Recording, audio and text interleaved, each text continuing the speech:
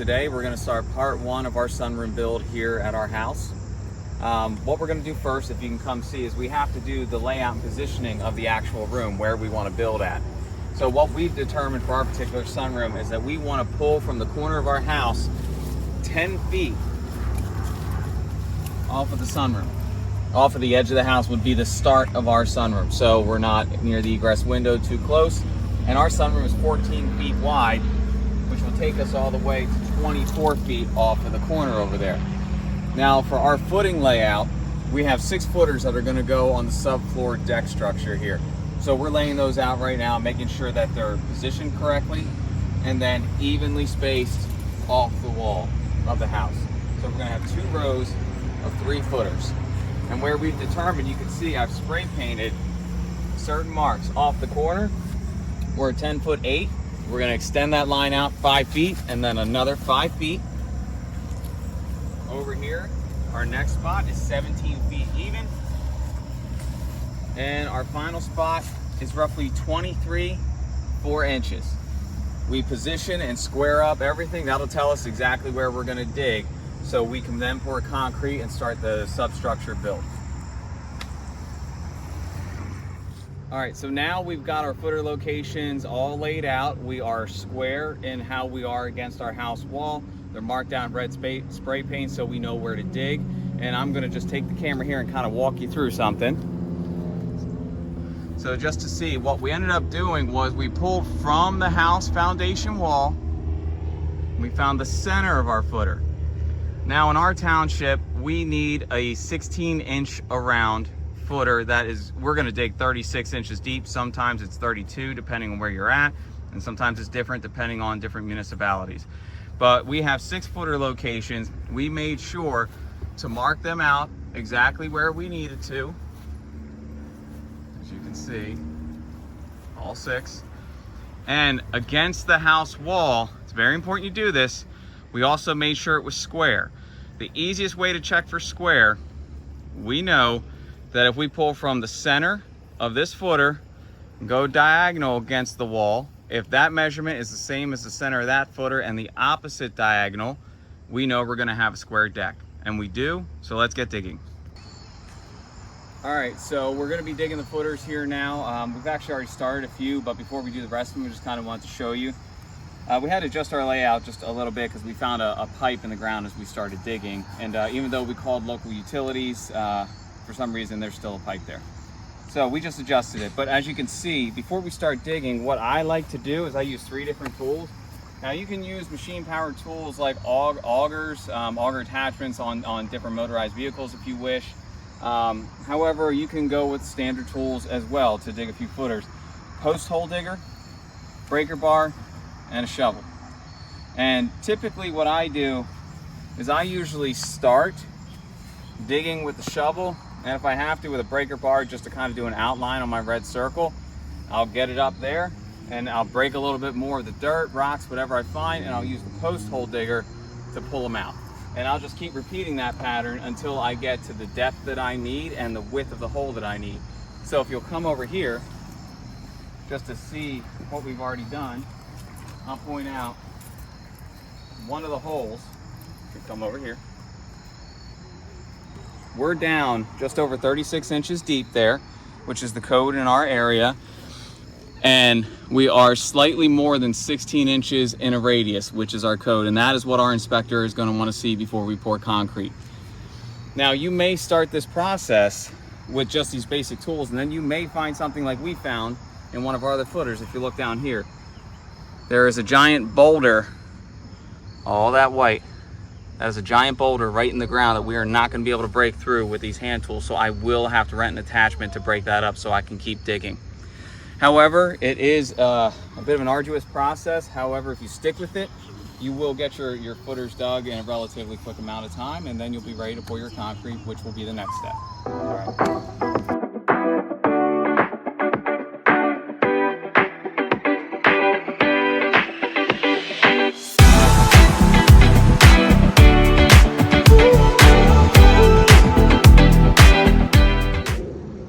Okay, so we passed inspection on all 6 of our footers here, just to kind of show you the finished result.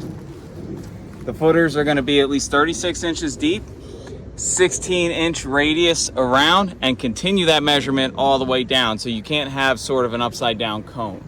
Okay, so we have that, we passed, now we're good to pour concrete. Before we start mixing up concrete, a few things you should know. A couple different ways to do it. You can simply go buy bags of Quickcrete where you just add water. You can mix it up and pour it in there. Save yourself a little bit of work here, invest in the right tools. So let's come take a look.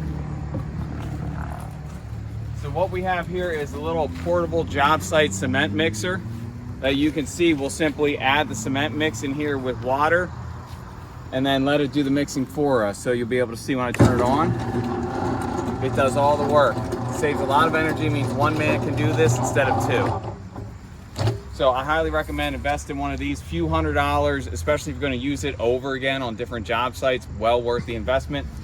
A wheelbarrow, it really doesn't matter if you're looking for a certain brand name here. I highly recommend go with something that is a little stronger, a little more durable, with some good grips here, perhaps more of an alloy or steel frame that goes along with it. Try to stay away from the wooden ones. They will break on you sooner than later. I know, we've done it, and this is a second investment here. And obviously the bags of Quickcrete that we're going to do, high strength concrete mix where we simply add water. This, we did the calculation for our footing holes. We're going to use 4 bags per hole.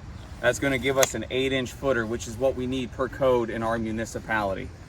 And beyond that, the only last thing I'm going to need here is the shovel, so I can offload the concrete where I need to easily. So let's get started mixing.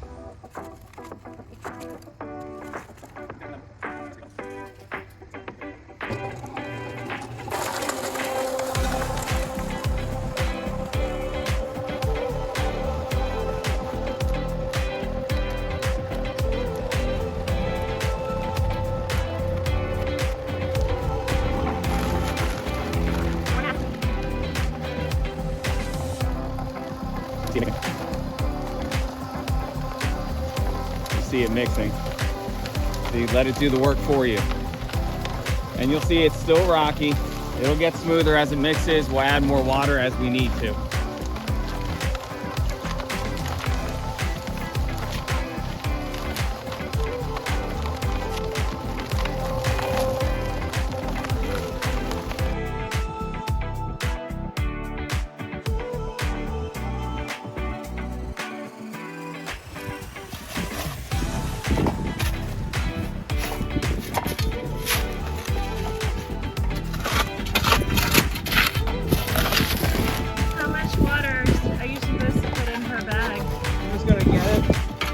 Where it can find its own level, which means right now it's too rocky, it's too hard, so we need to make it more liquidy. So you break up a little bit at a time, or a little bit at a time where you can. See what I'm doing here?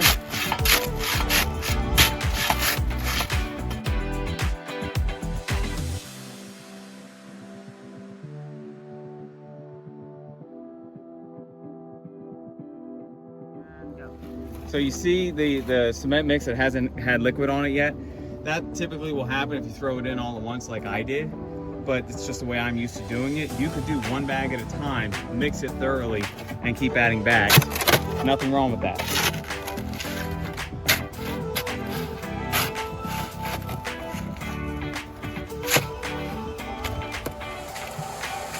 All right, so the concrete mix for the first footer is good enough where it needs to be. It's liquidy, not too liquidy. However, I do want it to find its own level, so that's the way I like it. You will see clumps in there. It will not be 100% smooth because you have rocks in there. That is not going to smooth out no matter what. But this is enough. What I'm going to do now is turn this off, dump the concrete mix into the wheelbarrow, wheel it over to my hole, and use the shovel to help get it out.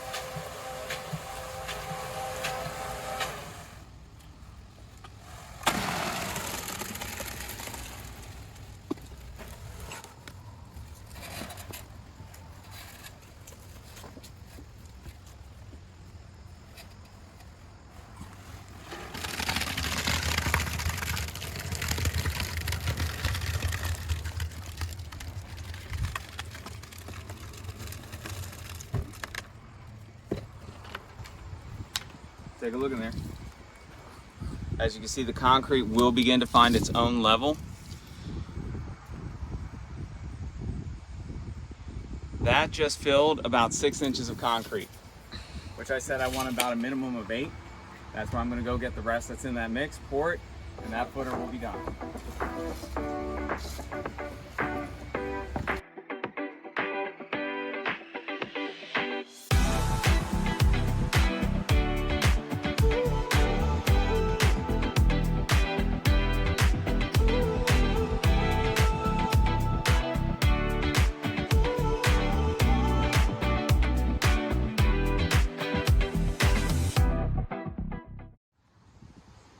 All right, we're done pouring this footer. We have what looks to be about a 9-inch thick footer based on where our original measurement was. Completely filled, it will find its own level. We'll do a little smoothing out here with the shovel, but nothing major. You don't even have to. It will be enough for your post to sit on. But we're gonna go do the other 5 footers and we'll get this done. Here we go.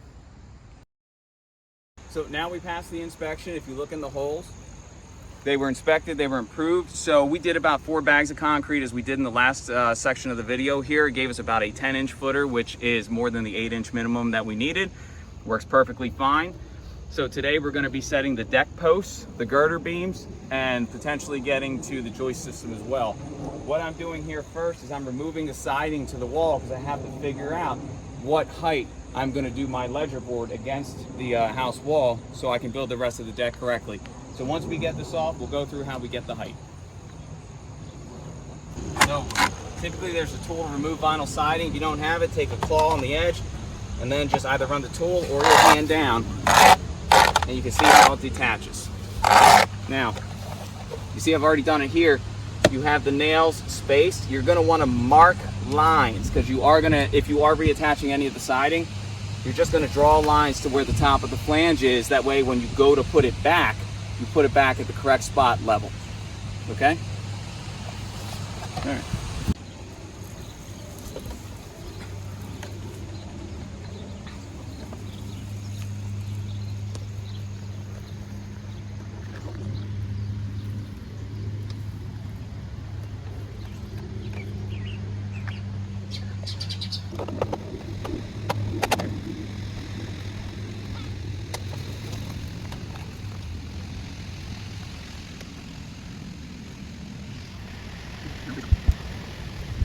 An FYI with siding, you see how that nail is not pushed all the way in? Yeah. It's because siding will expand and contract. It needs to be able to move, which I can tell the only reason it's not moving down there is because it's tied in over there. But you can see that movement? Yep. That's the way it needs to be. If you make it tight, when it expands, it'll bubble up because it can't move. So you never hammer them all the way in? You never hammer them all the way in. Gotcha. That's a classic mistake of people who do not understand how to install siding. So now, we're just going to take out what we can. Thank you. Go. All right. So now you have a starter strip here for the siding. That's going to have to come off as well. That way we can remove the tie back, see where our subfloor begins. That way we can get our correct height and make our marks.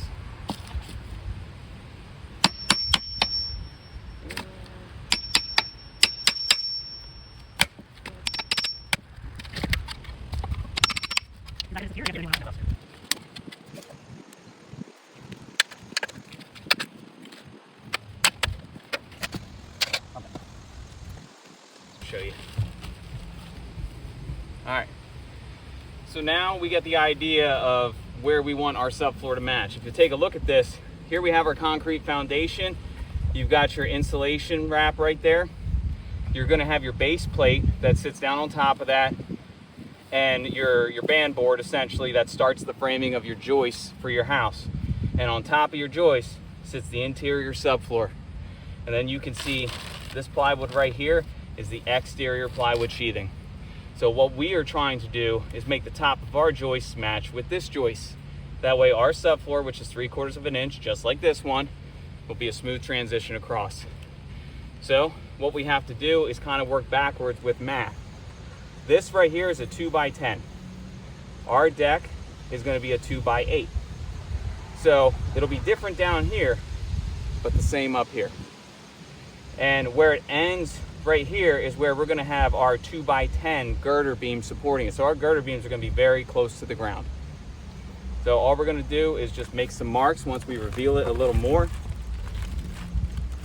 based on the lumber that you can see we have over here. Now, we can use measurements, but I prefer to cut little pieces and just make marks. That way you're working with actual live pieces. So we'll go ahead and do that, and we'll start figuring out our heights. All right. I didn't catch that. Okay, so this being a 2x8, the 8 is a nominal number. It's supposed to be 7.5 inches, but as you can actually see, it's 7 3/8 of an inch. That is why I cut pieces, put them up there and make marks. I don't just subtract 7.5 because I would be off. This is a 2x10. This is just about 9 5/16. So it's not 9.5, not 9 1/4. That's why it's important, if you're looking to be exact, just cut little pieces, which I always order these longer than what we need. We can cut little pieces as scrap and we just make marks. And that's how we know to go about it. All right. All right, so now we have our 2x8 piece that's already cut that we're gonna try to line up here. So what I'm looking for is get as flush as I can. And I'm going by feel on this one. At the same time, I'm gonna put a level on there to make sure my piece is remaining level, and it is. And I'm actually gonna mark under here.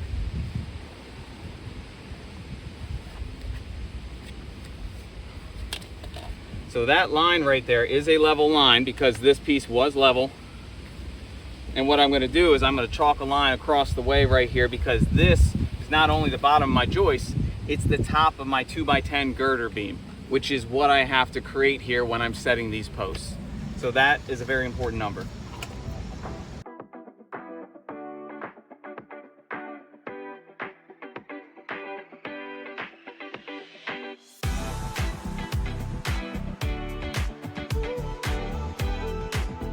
Set that scrap aside. Now we're gonna chalk a line. All right.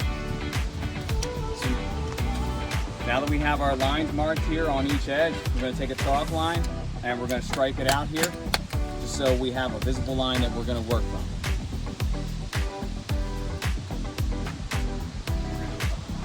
Take it all the way.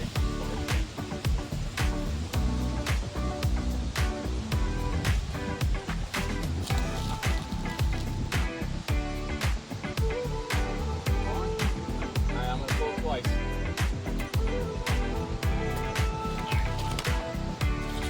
Good. All right. So, just so we know, so joist or girder is going to be below. Now this is where this gets tricky because of how low to the ground we are. Now we have to cut a piece of the 2x10. Scrap just like we did.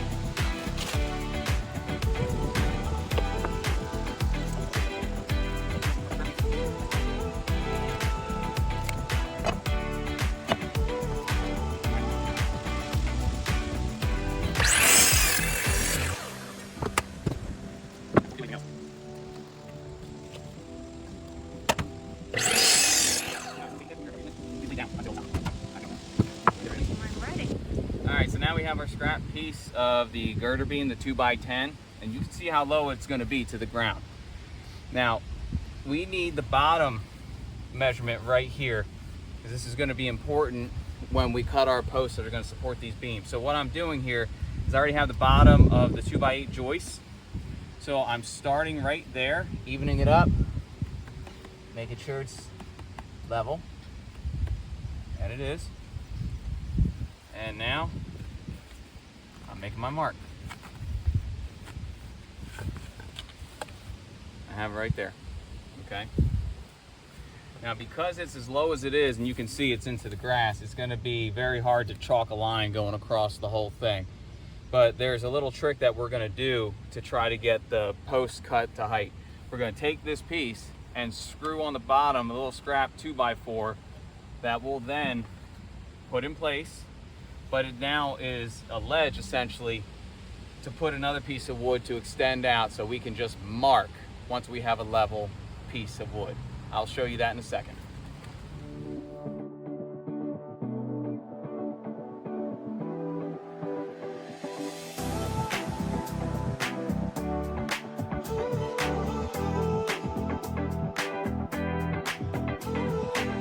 Okay, so you see where the holes are right here, and I'm about to put this on the wall. I'm not going to put it directly in line with the holes.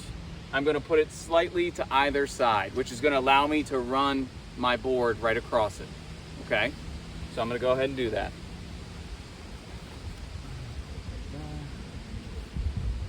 Check for level again.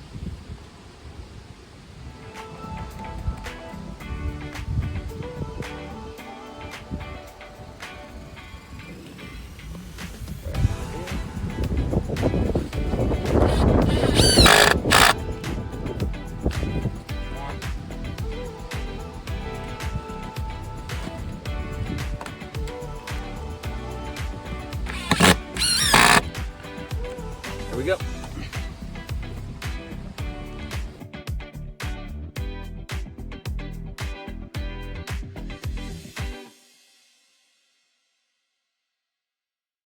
Set that here for now. Notice when I'm positioning this, I'm positioning in the center of the footer. That was per the plan that got approved by the municipality. It's what should be done versus off to any other side, stronger this way. Okay, I'm gonna set that there for now. We're gonna get another piece. Actually, okay, when positioning the lumber, this is important when we start putting the boards actually on, but there's a crown.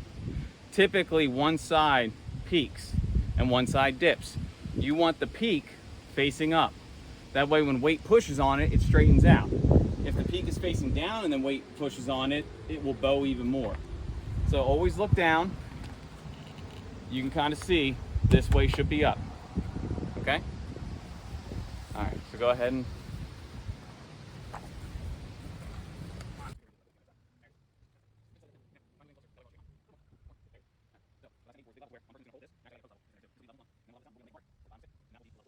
all right, so here's what we're doing here, just to get our mark of how we need to cut these posts to height and the ledge that the beam is actually going to sit upon.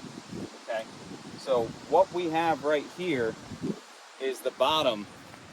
Essentially, once I level this up and I make a mark, that's going to be the ledge that our beam is going to sit on, because that's what we have over on the house wall. So one person holding this post is going to use a post level. Yep. And you're going to step over here because you need to look at post. It has to be plumb leveled in both of these. That's how you know it's perfectly straight up. So you find the center best you can and you hold it there, even in high winds like we have right now. Not the easiest thing. I'm gonna grab a pencil. Right. Yep. Without touching his post so much. We are gonna get this level. So you get on that end right there, okay? I want you to lift it up. And Kevin, turn it so it's kind of flush with the, yeah, right there. I know, you might have to readjust it. This is like a really weird video game. Yep.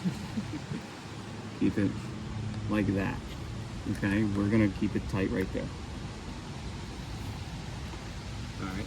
All right, if I lean away from it, That's fine. You lean where you go, and we'll chase it. Okay. I'm good there. All right, you're gonna have to go a little higher. We're trying to get level right here. A little higher. More. More. Stop. Hold it right there. All right, let it down. Perfect. Sweet. Notice, because our land goes down here, we have more room over here than we do over there. That's why we take a board and we level that out to make sure we're making actual marks. Otherwise, it'd be hard as could be trying to figure out the correct height. Now you know you have it. All right, so we're gonna take this out. We're gonna set up another table real quick, and we're gonna make marks on this and show how we're gonna cut this post.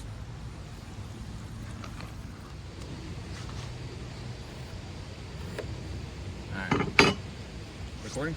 All right. So we have our mark that we just made, which if you didn't see in the video, when we leveled that board to this post, I did make a mark on the underside of that board so I could see where that board would end up sitting. This is where, if this is in the ground and this is above ground, this is where the girder beam will sit, okay? So we have a 2x10 right here. We're gonna have another scrap cut so we can lay that scrap right here and get the top of that girder beam, which is where we're gonna cut this completely off, because above that is where our joist system will be of 2x8s. So we're gonna go ahead and just cut a scrap piece real quick, and we'll make those marks and we'll begin cutting.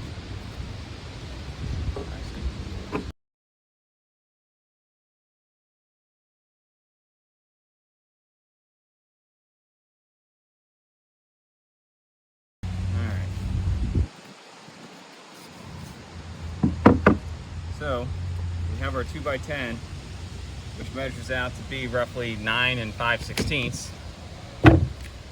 We're going to set it along this line that we marked. And now we are going to mark the top where we're going to cut. So now we have our two lines. Now, because our girder beam, per the code in our municipality, we have to do a double beam, which means two of these, two 2x10s.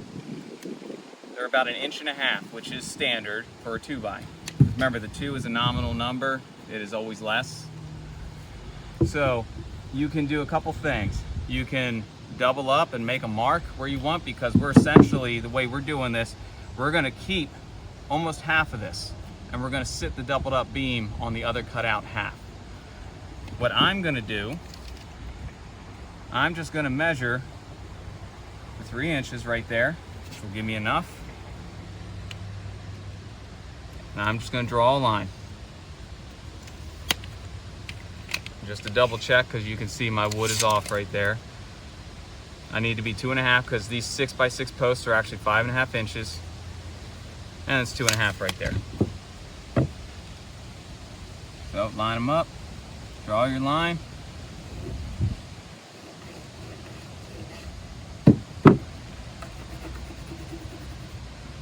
This is what we'll keep. This is what we'll keep. And this will come out. So first, we're going to trace our line around all the edges, cut this piece off, and then we'll work on this.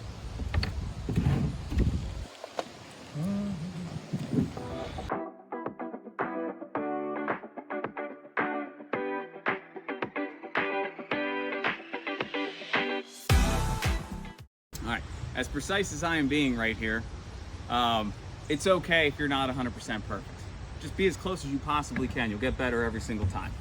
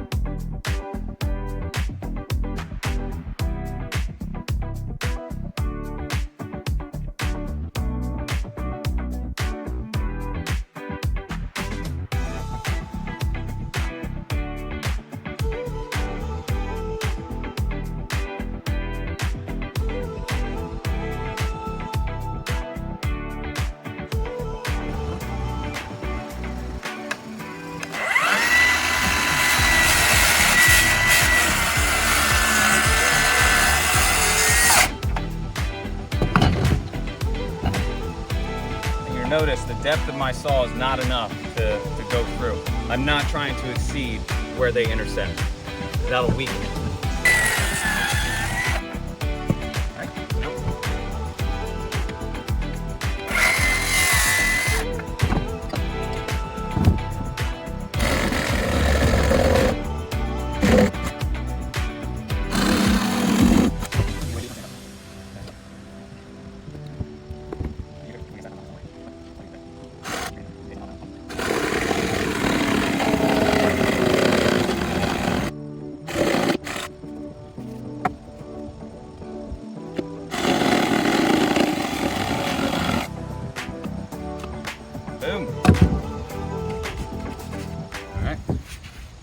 go. It's cleaned up, perfectly nice. We have a little residue going on right here. That's not a big deal. This is enough for a double beam to sit on, especially when we secure it all together. All right, so let's go put it back.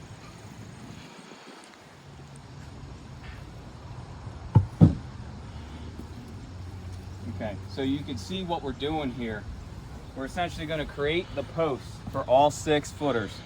And we're going to make sure we're using the same process that we just went through as far as marking for level.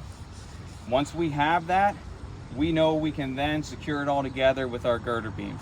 So we're going to go ahead and do the rest of the posts right now, and then we'll come back to the video here once we're ready to start securing and start putting everything in place. Now that we have all the posts cut to the way we need to, you can see what we do right here. We take our post level, which, just to remind you, we take our post level and make sure we plumb up the post how we need to. Now what we do is we take scraps 2x4, just put 1 screw into 3 different sides, and these are supports that help us keep it in place so it won't rock back and forth. So once one person plumbs it, the other person pushes the supports down, it won't move on you. We also temporarily put a beam, a 2x10, along all 3, measure off the house, so we make sure we're at the same distance off the house. That way we know we're straight and our beam is going to fit just fine. Now that we have them temporarily clamped off the way they are, all we're going to do is backfill the holes with the excess dirt, tamp it down, it'll hold on its own, and then we're going to go ahead and secure the double beam to it, and this row of girder beams will be done, and we can move on to the last one. All right, now that we have everything temporarily in place where it needs to be with the posts, we're going to start taking the dirt that we had dug up and we're going to start backfilling, because that dirt is ultimately what's going to hold these in place. So let's do this.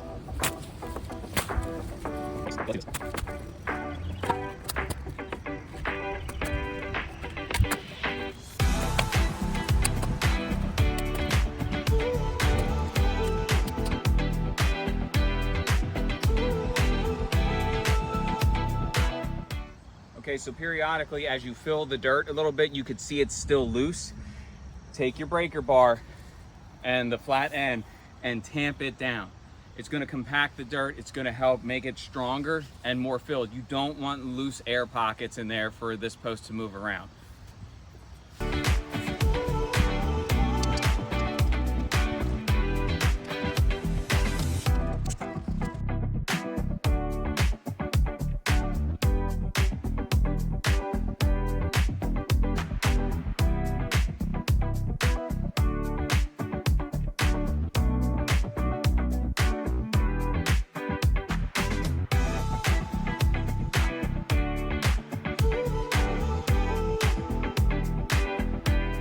Just a small note, when lining up these posts to be where they need to be, we do temporarily put a beam on here, really just a 2x10, to make sure it's flush with the cutouts of the posts that we did.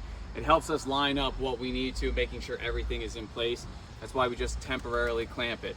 Now that we've done and backfilled everything, we can remove it if we want, but now we're going to grab another one and double up the beam and install them as well. So we're going to do that now.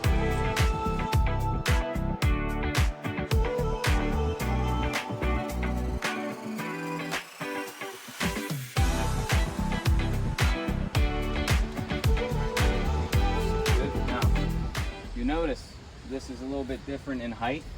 The way we're going to adjust that is we're going to take a planer to it when it's all said and done, just to make it an even height. Okay, but for now we're going to screw these in, and even though there's an overhang on each side, the way I like to do this is once I'm done installing everything, I'll mark a line that is plumb right there and I'll cut it off exactly where I need once my joist system is installed. Say it again. These are what are called through locks. These are acceptable per code and per municipalities. However, check the local municipality that you're building in. You don't have to do through carriage bolts anymore, lag bolts, anything like that. These you can drill right in. You don't have to pre-drill any holes. And what you do per post is you do 3 per post for a double beam, but you stagger them. So the upper one on one side, the middle on another, the lower back on the original side. And that is what an inspector wants to look for. If you have to split a beam on a post, you use 4, 2 on each side. Okay, we don't have to split a beam, so we're just doing our 3 stagger pattern on each one. And it doesn't matter which side you start for the stagger, it could be either. But what you end up doing, you put your cap on, you screw it in through one side, you tighten on the opposite side, you screw it in more, and it'll grab it and pull it tight. All right, so I have to get my impact drill with my bit, and out of that bag, go ahead and grab. When you put these in, you can't just put them anywhere. They got to be 2 inches down and 2 inches in, okay? So, 2 inches down and 2 inches away from any edge, essentially. So this one, I'm just going to do it about 7 1/4. This one's going to be about 4 1/2.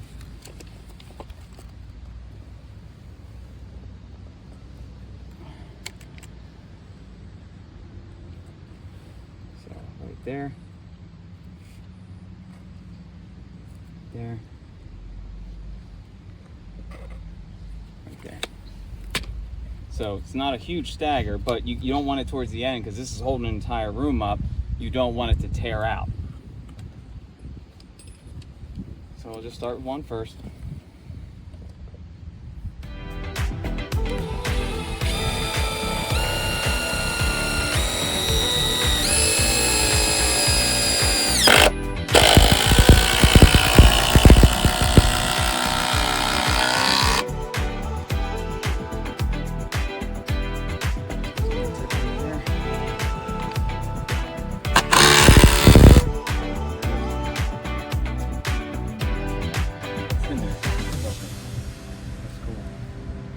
Saves a lot of time. It looks like it's so short.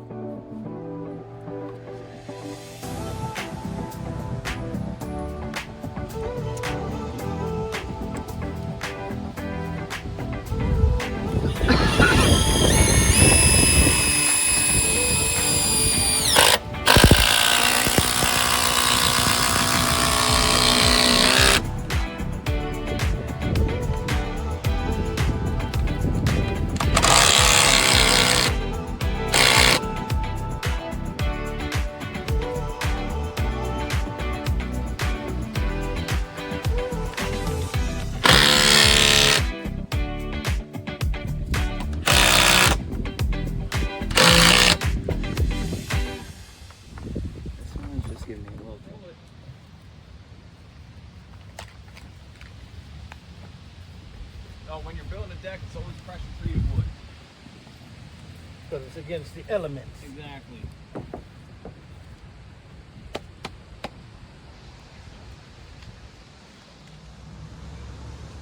Okay, the next thing we're going to do now that our posts are all on the ground and our girder beams are all set, with the girder beams, there is a nailing pattern that has to go along them. That way they're all tight and secure together. As you can see, they're still loose right here. All we did was attach them to the post structurally, which is fine. The nailing pattern, we're going to use a clamp to clamp them together, and we're going to go across doing the nailing pattern that our municipality has required of us. Very simple, just follow what they ask. Ours is going to be from the ends of each. We are going to do 10D nails, which are just your basic framing nails that are going to go along there. And you can see 1 inch minimum in from the in, and then spacing is going to be 16-inch typical spacing in an offset diagonal pattern. You just follow the directions based on what municipality you're in. Now, since I like to leave the girder beams long and cut them after I do the floor joist, that way I can adjust if I need to. What I've done here is I've temporarily put a joist up here against my starting point, and I just took a rough square. Now, when I do my joist, I will actually square out the deck using the 3-4-5 method against the house wall. We will go over that during the joist system layout. But for now, I just have rough ends marked, as you can see, where my ends are going to be. This is going to tell me that I need to be at least 1 inch in when I start my pattern to go across. And I've done it on every single end of the girder beams, which, just following these rough marks, is going to be one, a good job. Two, during inspection, the inspectors will be happy with what they see and we will pass our inspection and keep moving. So now I'm gonna take a clamp, I'm gonna take my framing nailer using the 10D nails, and I'm gonna get to work starting to do this pattern. So here we go.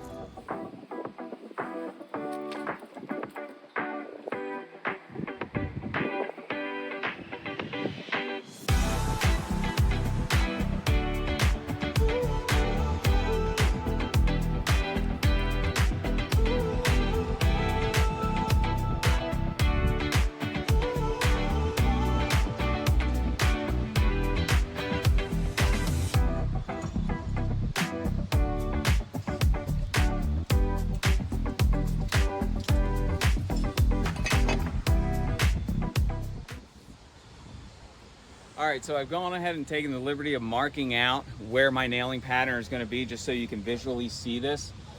The municipality that we're in right now says when we do our nailing pattern, a minimum of 1 inch away from the edge, meaning in, minimum, that is where we do 2 nails, top and bottom. And we have to be, with all of our nailing patterns, a minimum of a 1/2 inch from the top and from the bottom. So what I've done is I've brought it in 1.5 inches. Remember, 1 inch is the minimum. I can go 1.5 inches. And I brought it down and up 1 inch. So I'm exceeding the minimums, okay? But it's not a maximum. So that is a good place for us. So on each end, we're gonna do the nail, the 10D nail, and then we're gonna start our stagger pattern. So 8 inches in, I am gonna start my first nail up top, and then another 16 inches over, which is my spacing, it'll be another nail up top. But in between the 8-inch mark from my first, I will begin a stagger. So you can look at it like this. Every 8 inches, I'm going top to bottom, top to bottom.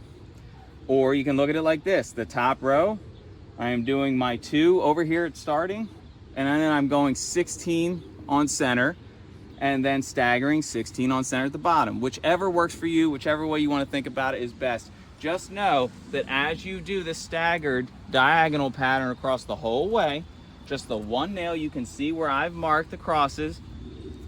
As I get to the end, I am gonna do minimum 1 inch in, but for us it's gonna be 1.5 inches, the 2 nails required by the township that are gonna be on the end. That is my nailing pattern. I will use clamps to clamp this together as I go along so it's nice and tight, and I will nail it and I will be done. So let's do it.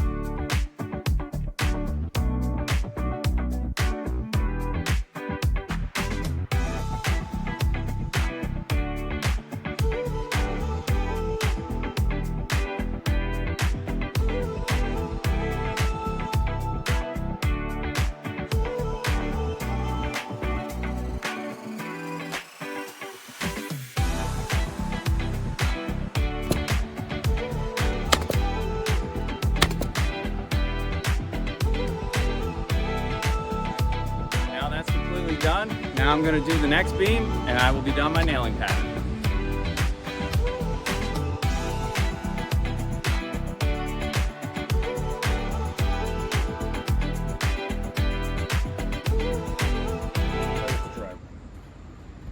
Okay, now what we're going to do is we're going to start to, I guess, temporarily position where our end rim joists are going to be. And also it's going to help us position our ledger board that's going to go on here as well. So there's going to be a few steps to this. And no particular order. However, the first one I like to do is determine where I'm going to position and square up my rim joists. So first with the position, what I've done is I pulled off the edge of our house here, and I pulled off the foundation at the corner, and I've come over 10 feet, which is where I want my deck to start. And I've made a plumb line, as you can see. Okay, this will be where my first rim joist hits the house. And from there, what I'm trying to do, and you can see this over here, is run it out over my girder beams. So I'm going to be roughly square, meaning a 90-degree angle in that corner back at the house there. Now I want to show you something. Couple things I do, and you can do this or not, and you'll see question marks here because what I did was temporarily put a joist on top of this, and I just took a framing square in the corner of the house, and I just roughly saw where it was, knowing it wouldn't be exact, but it's a good starting point for me. And I made lines on both girder beams just to check for it. Now, in order to square this up, you're going to use what's called a 3-4-5 method, meaning if I measure 3 feet off of this wall and 4 feet off of that wall, the line intersecting both points should be 5. 3, 4, 5. That will give you a right triangle, 90 degrees perfectly. Problem is, there's nothing out here at 3 feet. So you can do multiples. You could do 6, 8, and 10. Whatever works for you. So what I did, and Kevin will hold me on that line. Kevin holds me on that line here. You can see I pulled to the edge of my girder beam. It's only 71.5 inches. Well, I can't work with that. So what I did was temporarily put a piece of wood here, bringing myself to 6 feet, which is a multiple of 3. So I didn't make a mark yet. All I knew is I had 6 feet here. Okay, and you can mark it if you want. Then I came back here. I need my multiple of 4, so it's going to be 8. So I'm on 8 feet. We made a mark down on Kevin's end over there so we could see where we're at.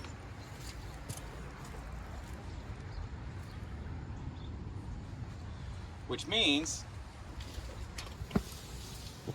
as Kevin holds me on over there, I should be able to find my multiple of 5. As I pull in, there I am.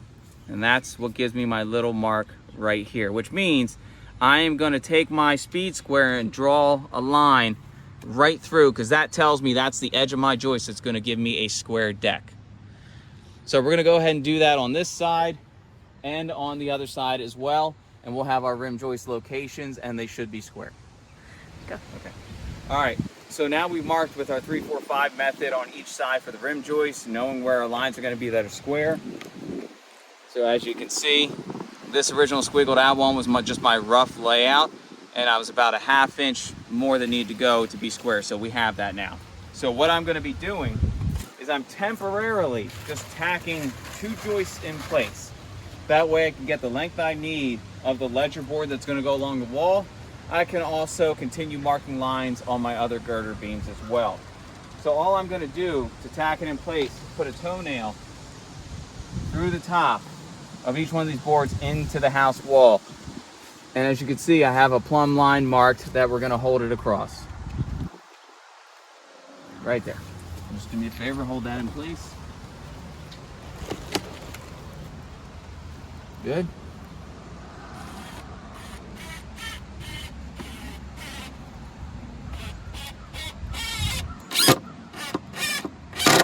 There it is. That's going to keep that there. Now we're going to do that on the other side as well. We're also then going to temporarily tack it in place along the line that we have here that you can see. That way we know nothing is moving when we go to mark our line on the other girder beam. And we will check for square up there as well. All right, so we're going to do that.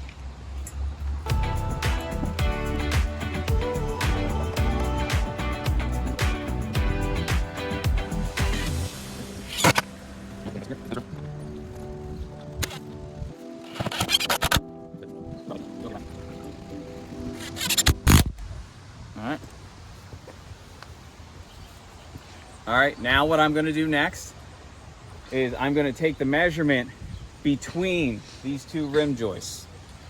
Now some people might be asking me why I'm not doing a ledger board across the whole way and then putting this rim joist into it. That's because the ledger board is going to go between, the rim joists are going to be on the outside of it, and on the outside of the rim joist I'm going to put structural wood screws per code into this joist, into the ledger board. And I'm also going to do an angled clip over here for hardware to help support it. And then every other joist in between will go up to that ledger board hanging on a joist hanger. So we'll get to that. We'll get to the layout once we determine measurement. Which measurement?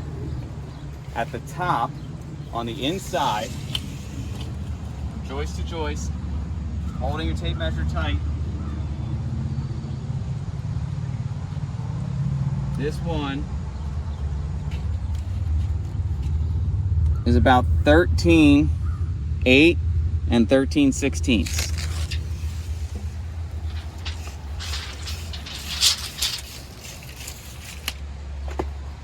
I'll make a mark of that. 13.8 and 13/16. So we're gonna go ahead and cut that with the 2x8, and then we'll start marking it for a layout. So that gives us in total, just so you can see,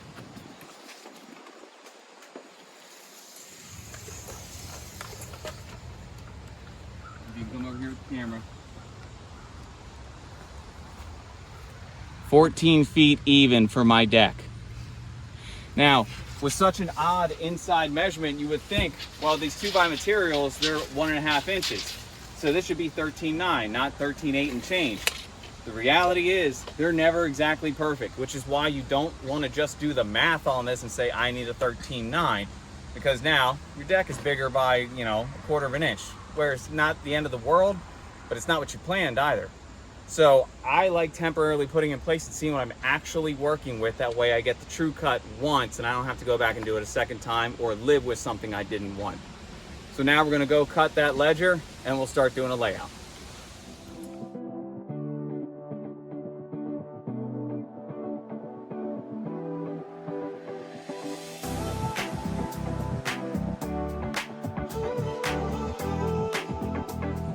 All right, so now I've marked out the ledger board and prepped it all ready to be installed and secured. And I used a marker for all my lines here just so it would kind of explain it more in the video. Our municipality that we're in, this is the code that is called for.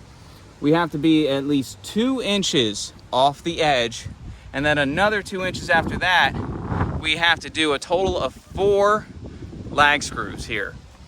Now, they also have to be a minimum 2 inches down from the top, and a minimum for the second row, 5.5 inches down from the top, which we did, and you can see it actually keeps it 2 inches up from the bottom on a 2x8. So that's how we start. So all I do is I pull from the top at 2 inches, and then 5.5, and I draw a line all the way down. And you can see as you come down, I'll explain the interior fasteners in a second and that pattern. But on this end, we have to do the same routine. 2 inches in, 4 inches in, and do our 4 lag screws. Now, back over here where we started, they are requiring us to come over a typical spacing. And typical in our municipality is 16 inches on center, which means not from the end, but from this line, I cannot go more than 16. I can go less, and that is acceptable, and then I can begin 16-inch spacing if I have to. But what I've done is come over 16 inches and I stagger the pattern. So as you can see, I've made circles of where I'm going to start. Where the lines intersect, I circled it, and then I go to the next one down 16 inches over, another one, then come back up 16 inches over, and you see the pattern that is forming of a staggered pattern. One on the top row, one on the bottom row, all the way over until I reach my last spot that would end my pattern. This is what an inspector is going to look for. I also temp my screws in place before I put it up on the wall. It just makes it easier. And so you can see what type of screws we are using here. We are using ledger lock screws, 3 5/8 of an inch. We only have a single band board that we're tying into right there. So this will sync everything we need to. All right, so we're gonna go ahead and install it now. So before we do though, we want to take some temporary blocks. And recording. All right, so what I've done here, I've just made myself a little helper on its own. Instead of trying to eyeball or measure where I need to go with my ledger board, I took a scrap piece of wood on a scrap piece of 2x8 and secured it as a little ledge. And all I'm doing is putting it where I need it to be. Obviously, as I said, we only temporarily put this rim joist in place. This will be corrected in terms of height, but I wanted the top of my 2x8 ledger to be flush with the top of the house band board, the 2x10 right here. This ensures I do it. So if I take that and underneath of it, Thank you. I put a support. I know I'm exactly where I need to be. There's that.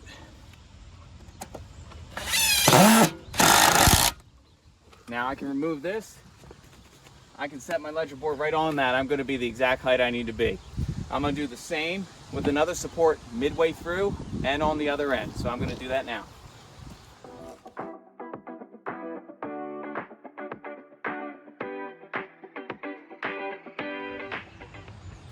Okay, now as you can see, we have our supports on both sides in the middle. Just put your supports where you feel they're going to be needed the most. Don't go too long of a run without them. Now we're going to put the ledger board in place. Your end can go first.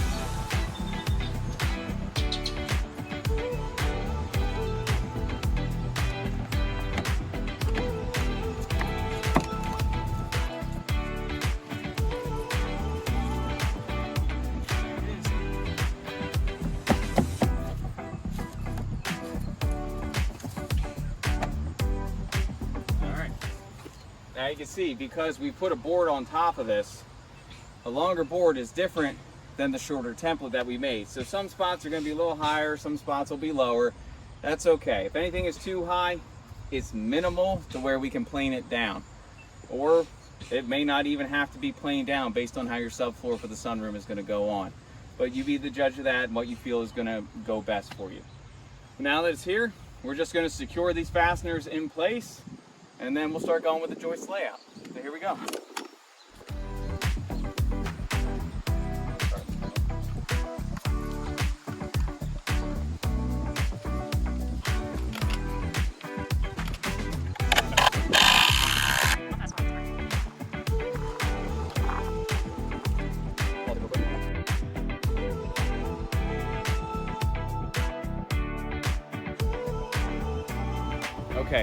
Okay, so just a little note here. We're building this joist system, the ledger board, the joist, all with 2x8s. Now, something to take note of here is that they're not always going to be the exact same size. Very common that they're different, even if it comes on the exact same order. For example, these joists, we ordered 2x8s by 12-foot length. Now, for the front rim joist and the ledger board, we ordered 2x8 by 16-foot length. Even though it's both the 2x8, if you'll look, this 2x8 is roughly about 7 5/16, whereas the 16-foot 2x8 is about 7.5. So as you can see, what we've done is put a little support down here as a temporary helping hand, but you can see it does not put us at the same height. So we're still going to have to level it out. And what I'm going to do is put a little hardware clip on here, much like the opposite of this, so it sits flush. So then I can put my structural screws in the middle right there. So I'm going to go ahead and do that joist that's going on here just to show you what we've done, and we're going to do another just so you can see. We've just used this hurricane strap here as a helping hand to get us flush and level up top. If you look on the side, I'm going to put 3 structural screws about 3 5/8 of an inch in here. What you have to do, since it's so close to the ends, is you have to pre-drill the hole first. That way it doesn't tear out and then it means nothing. So we already put one in to hold it. I will show you what I did. What I did was I came down an inch from the top, an inch up from the bottom, and about 3.5 inches, so in my center. So when I screw in here, I will also not hit the existing screws that are in the ledger board.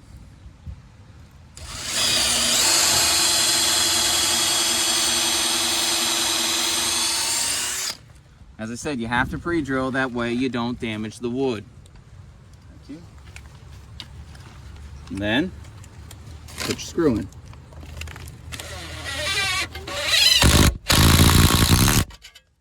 That's it. I'll do the third one, and this one will be done.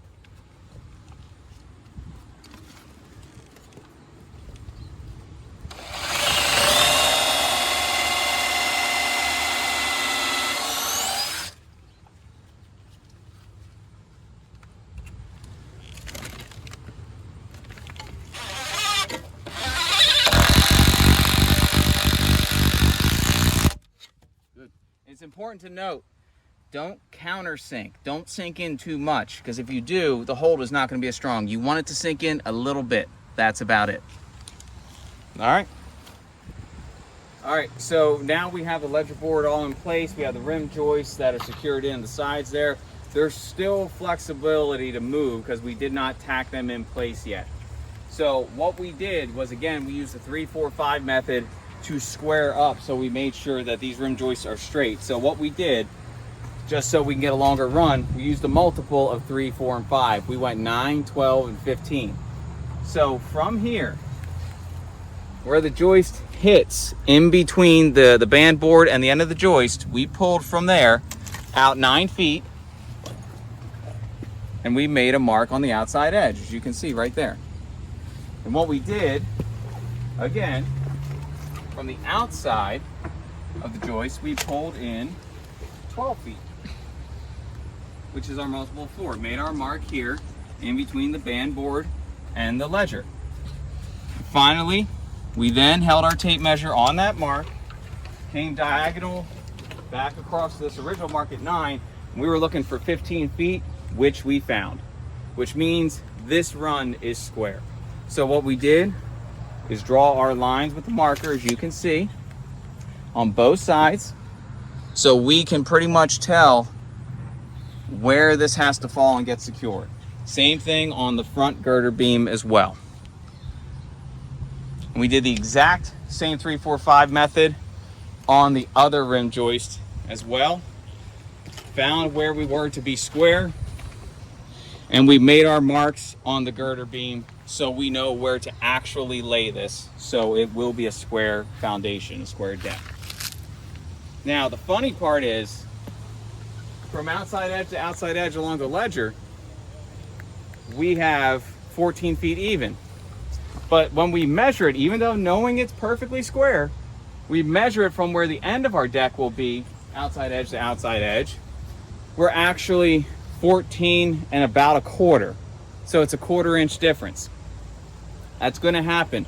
You're working with imperfect materials. The lumber might be wavy, it might be bigger in spots.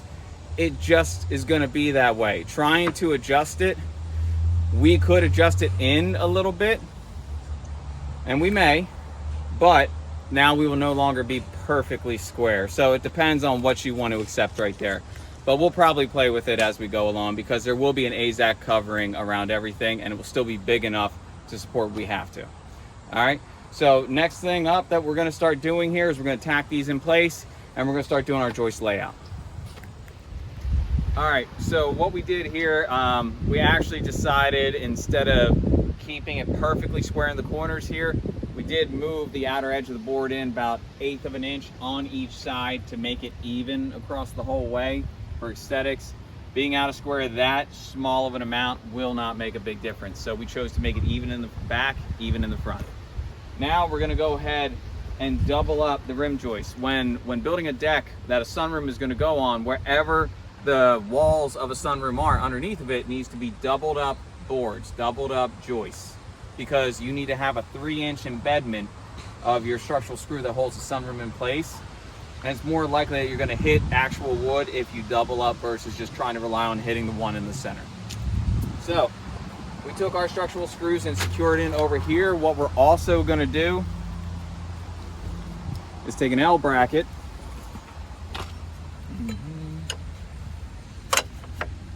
and we're going to put it right in as well. Once we secure it here, we're also going to run our second board in front of it and do another L bracket. It may seem like overkill, but I'd rather have this thing standing for the next 50 years versus the next 5. So that's what we're going to go ahead and do. Securing these in, you really take nails and you hammer them in, or you can get a metal connector gun made by Bostage. $229 roughly, I think, is what I paid for this. Great investment.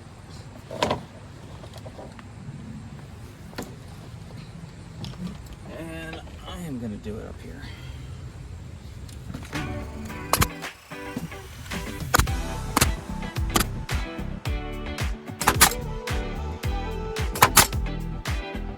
And if anything didn't go in the way I needed it to, I could just take a hammer to it after the fact.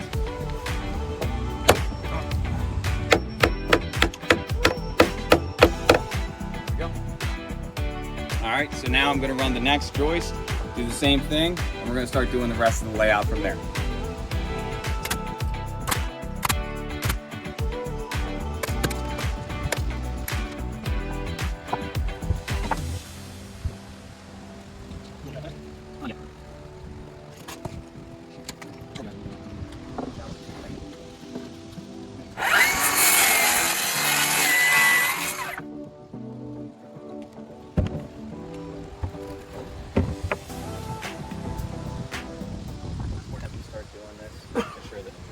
It's important as we start doing this, making sure the height of the joist remains the same because it could easily dip. So you can either do that helping hand method I showed you before with the metal connector, or if you have a helper here, you can go ahead and do this for you. There you go, nice and flush. There it is. All right, so I'll put another metal connector on here, another L bracket, and then I will secure it together.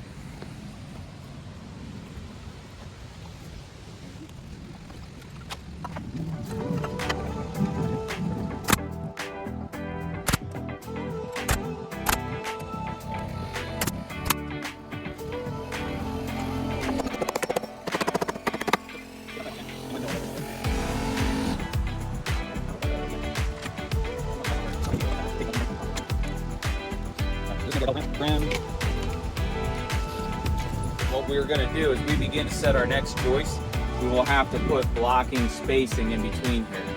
And we go 16 on center, which means when there is a block here, essentially another piece of wood, another 1x butting up, we will put structural screws into that as well above each girder beam. And then we will also do a nailing pattern along the rim. That'll help secure it, make it structurally strong, and make it a great foundation for our sunroom. So we're going to start doing layouts here, creating blocking, and we'll go along as we start.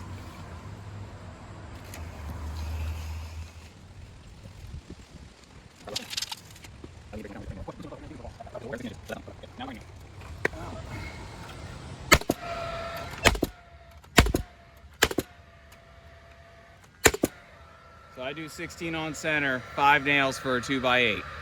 That'll suffice for our municipality.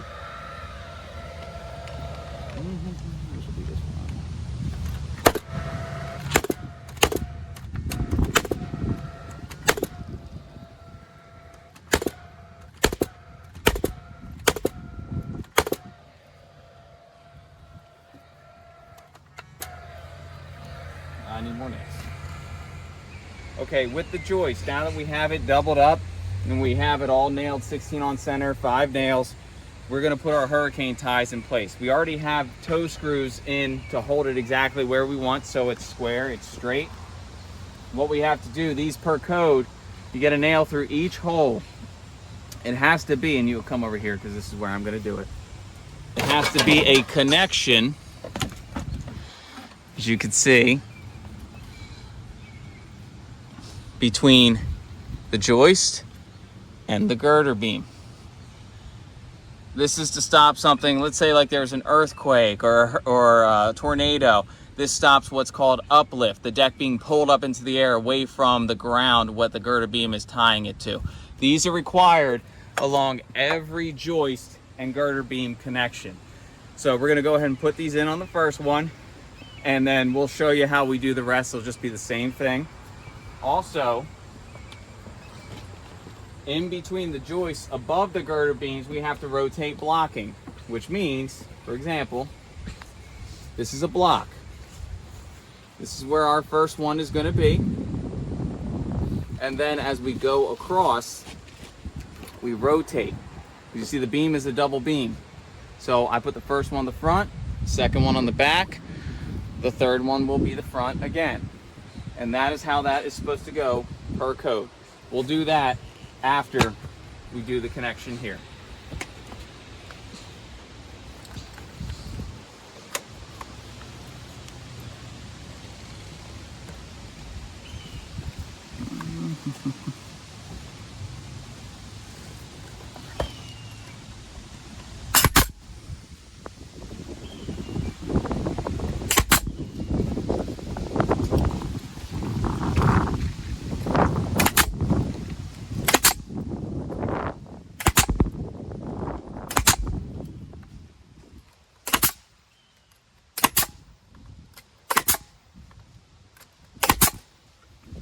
like that.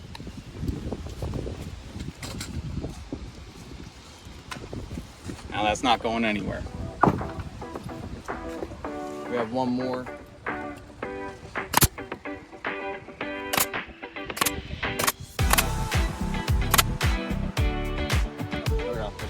All right, now that the hurricane ties are on and this is in place, we have our first piece of blocking here, which what we're trying to do is we're trying to take it so 16 on center, the center of this to the center of this joist. Now I did the outside joist over here. That's my structural joist, okay?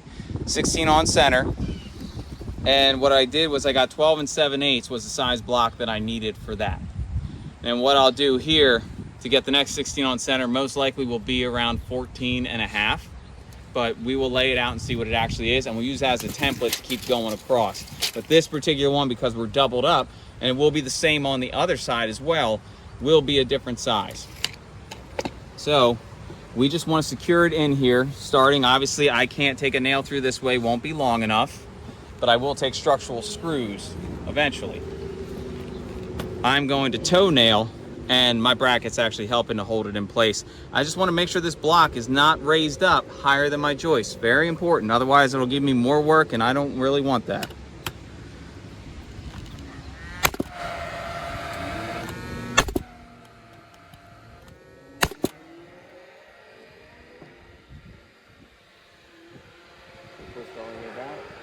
Now, what I would do to secure this next one is once I have the joist hanger in place and I put this where I need to, I would line up my blocking and I would come in from this side. And that's how I would do each one because it's easier. But I'm not ready to put this in yet, so I'm not going to secure this just yet. We'll come back once we're ready.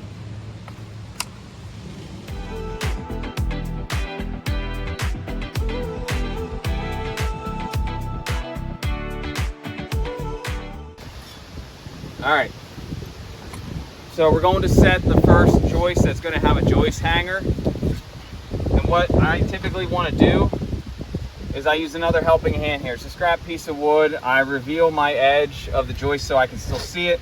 It gives me the correct height that I need. And what I did was this is my 16 inches from the outside of this. Because what I'm trying to do is line up the outside edge and it will be 16 across, which would also mean it would be 16 on center as well. With the joist hanger, by the way, on that mark I did a plumb line, so I'm not like securing a joist like this. You can see I'm roughly where I need to be. I have some play if I want. I want to put the joist hanger on and push it tight to the bottom. I don't want it to be loose because then it will fall when I have it sit on the joist. I clamp it. And I can do a temporary nail.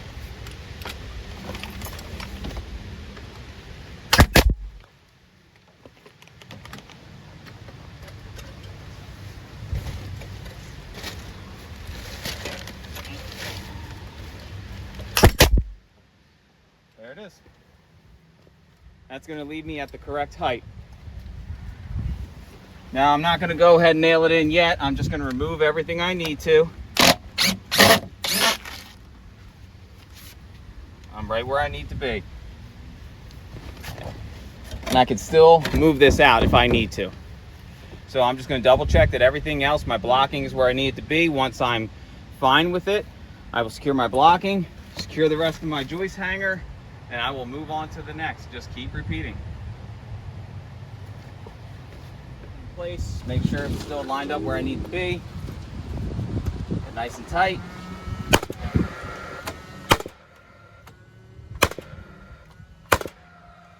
Not going anywhere. Same over here.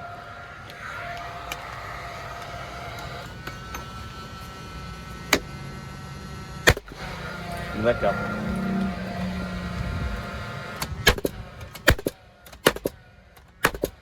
you need another hurricane strip on that side? Yep. Finally, I'm going to finish with the joist because it's exactly where I want it to be.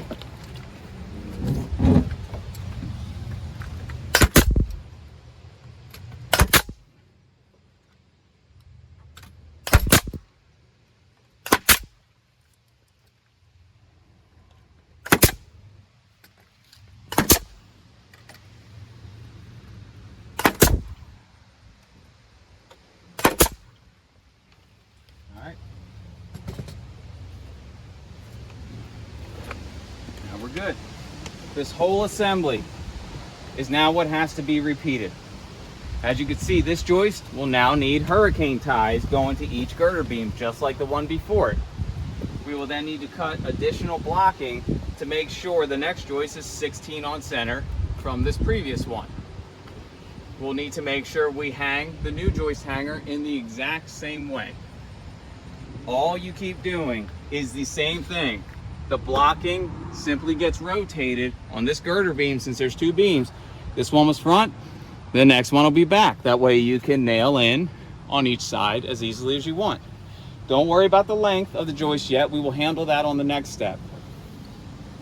As far as the joist hanger, you can do it the exact way I showed you. If you want to do another way, you can get your height that you want. You see these little clips here? You can hit them with a hammer and they will temporarily grab the height that you want. I like the way I've shown you, but it's your choice. So all we're gonna do now is repeat this entire process across the whole deck, and then we'll show you how to put on the rim joist and the final touches.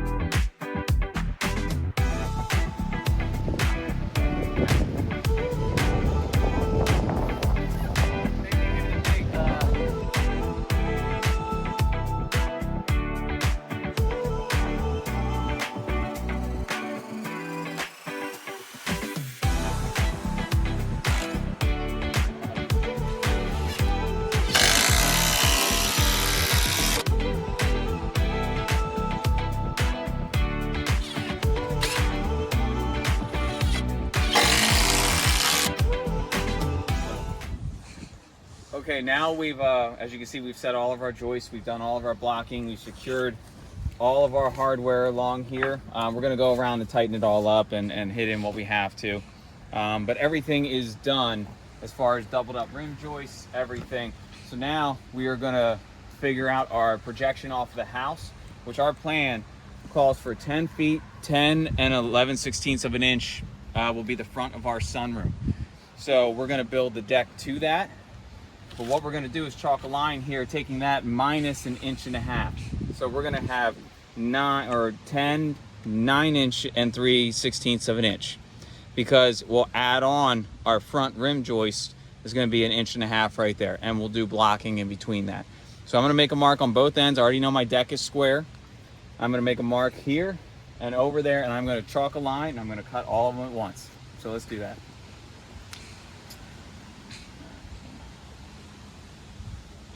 10, 9, and 3/16.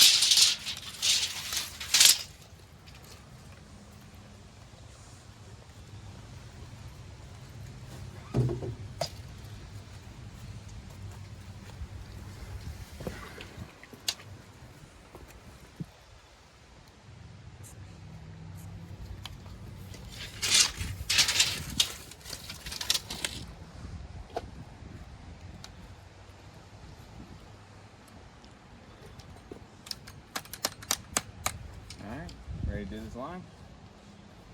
Yes, sir. Right in the center. Right in the center.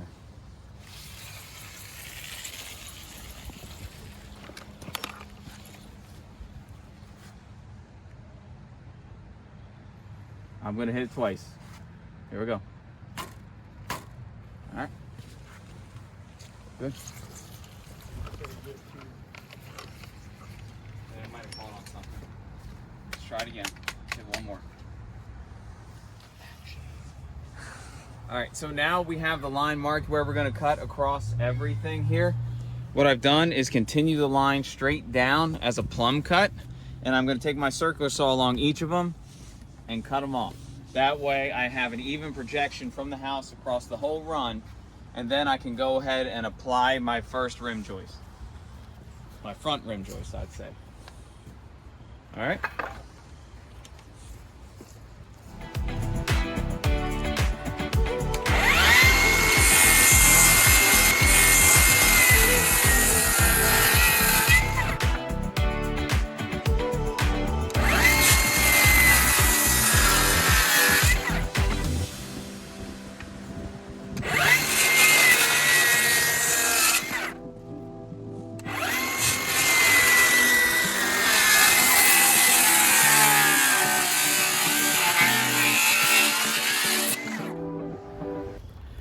Okay, so now we have all of our fronts of our joist cut to the proper length.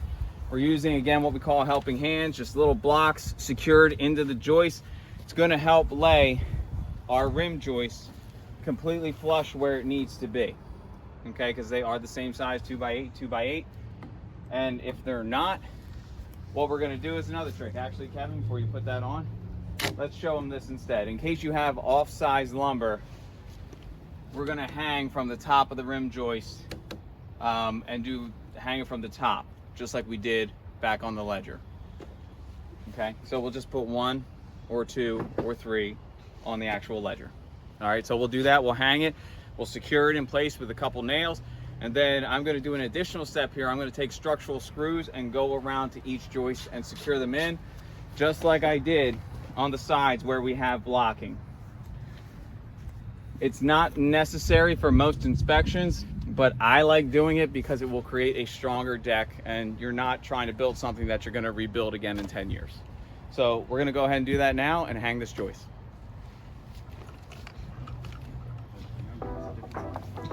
Nice. Set it on.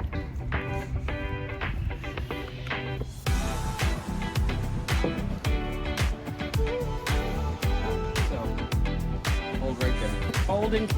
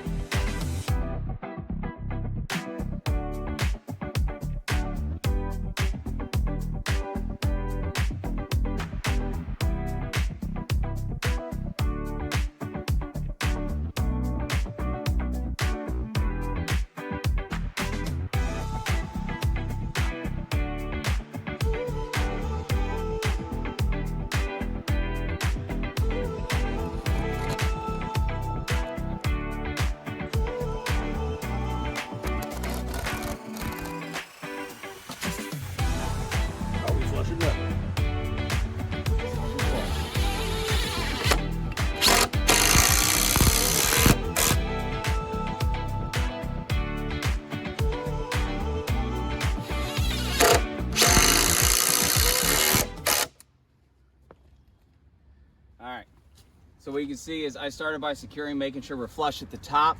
I'm not so concerned at the bottom, just the top, since we're having a subfloor go on there. 2 structural screws at least 1.5 inches away from the bottoms, but sometimes just 2 inches. That's all that'll need. I'll go in each direction, straightening this board out, securing it, doing the exact same thing. Flush at the top, 2 screws, and move on. Once that's done, this is installed, and I can put my blocking between it.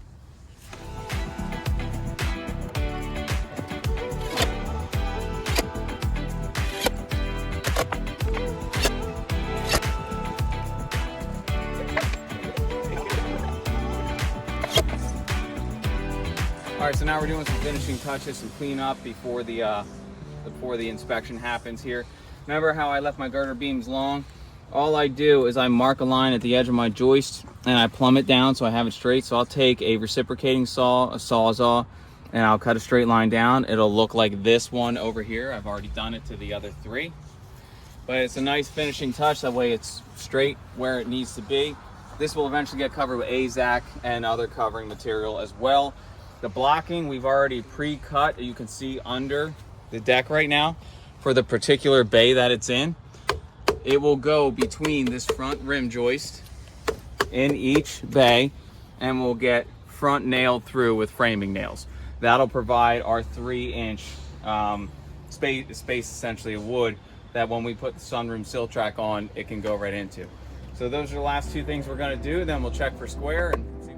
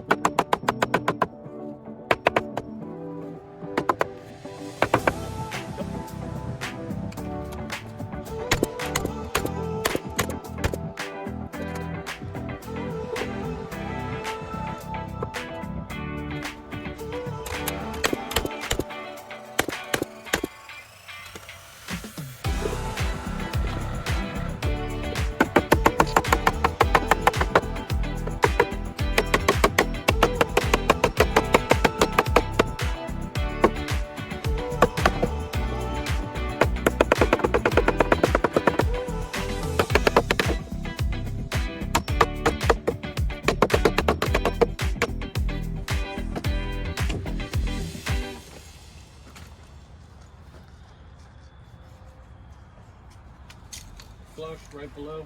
Now we're going around checking just final finishing touches. Do grab yourself some wood or composite shims, shim up gaps of the joist that may be, because you had to level as you went across. If you had to make any changes, just make sure that between the joist and the beam, there's connection of wood. That's what I'm doing now. Go ahead.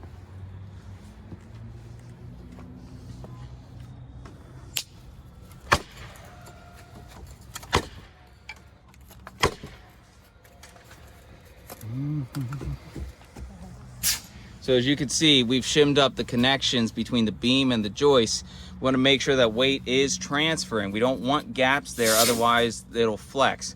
Shims are perfectly fine and acceptable for this purpose. So what we've done is where every connection is, we've gone around and checked, and any gap we found, no matter how small, we have filled it with a shim.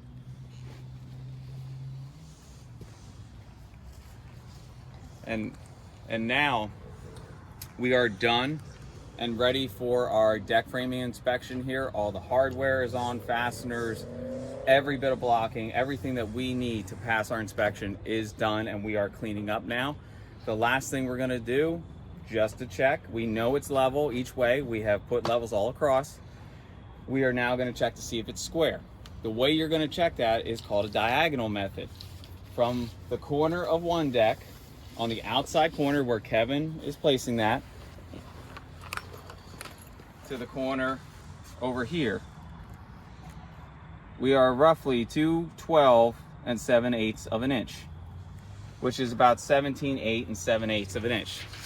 So now you're going to do the opposite. He's going to go to the corner over there, put it on the outside, and I am coming right over here, and look where I am, 212 and 7/8 of an inch. This deck is perfectly square. Now, that does not always happen, especially if you're just beginning with this. Try to be as close as you can, but you should be going for this. And if you take all the steps that we went over through this process of framing this deck, you will end up where you need to be. And just check as you're going along installing, making sure it's correct. I know it's easy to just do something and say, oh, I'll deal with it later. Go back and fix it. It'll be worth it in the end.